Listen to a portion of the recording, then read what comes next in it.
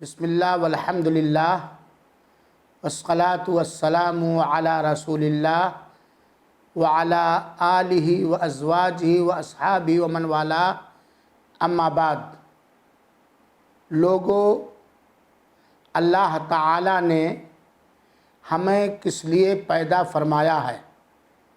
اس کا جواب یہ ہے کہ اللہ تعالیٰ نے فرمایا وَمَا خَلَقْتُ الْجِنَّ وَالْإِنسَ إِلَّا لِيَعْبُدُونَ، سورہ ذاریات آیت نمبر 56۔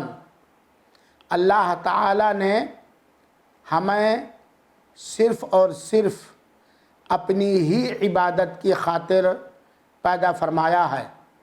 اللہ تعالیٰ سورہ ذاریات کی آیت نمبر 56 کے اندر فرماتا ہے، ہم نے تمام انسانوں اور جناتوں کو صرف اس لیے پیدا کیا ہے کہ وہ خالی میری ہی عبادت کریں۔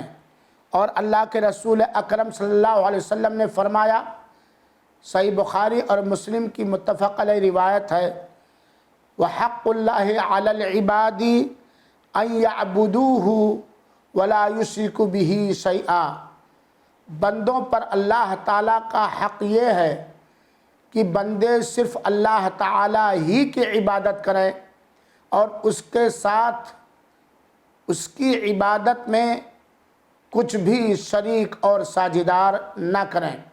اللہ تعالیٰ ہمیں اس کی توفیق عطا فرمائے، آمین۔